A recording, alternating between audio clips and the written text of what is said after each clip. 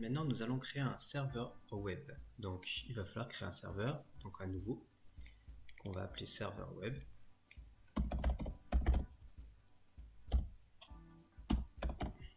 On va changer son adresse. Donc, les serveurs, on a dit que c'était en 10.124.34. C'est notre deuxième serveur, donc on met un 2. La passerelle, on fait un copier-coller. Hop, et on met 245 à la fin, puisque c'est l'adressage de notre routeur. On n'oublie pas de mettre le câble entre le switch et notre serveur qu'on vient de créer. Maintenant, on va paramétrer ce serveur. Donc, on va aller dans notre simulateur. On clique sur le serveur. On va ajouter un serveur web, bien sûr, un éditeur de texte et un explorateur de fichiers. Appliquer. On va avoir besoin de tout ça. Notre serveur web, on l'active et on le démarre. Maintenant, je vais vérifier s'il fonctionne. Je vais aller sur une machine, donc la première. Je vais ajouter un navigateur web. Je sélectionne mon navigateur et là je rentre l'adresse de mon serveur, donc 10.124.34.2, c'est mon deuxième serveur, et je mets afficher. Nous avons bien une page qui s'affiche, donc la communication se fait bien entre les deux. On va modifier cette page pour vérifier.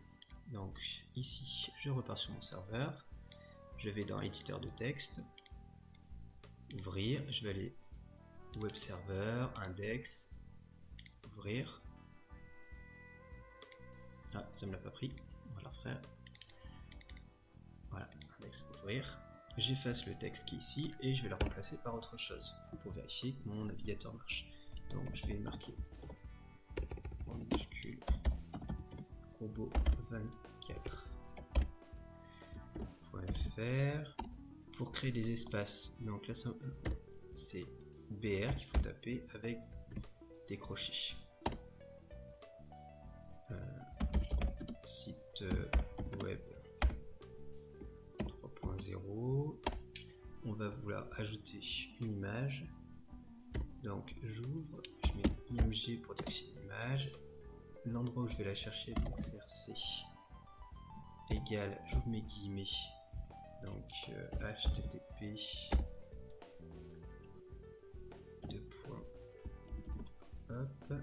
www.robot24.fr.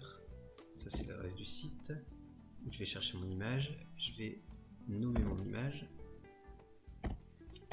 Schoolbot au format JPEG. Je ferme mes guillemets et je ferme les crochets. Je crée un espace, donc BR. Je vais marquer un autre texte, Best Robot Cup Junior Team. Voilà, j'ai fini de taper ce que je voulais pour ma page web, je l'enregistre, enregistrer, et je ferme. Je repars sur ma station numéro 1 pour vérifier. Je vérifie mon affichage, donc je le réactualise, j'appuie sur afficher, il y a une communication qui se crée, et là ma page a bien changé, donc la communication se fait bien correctement entre ma station et mon serveur.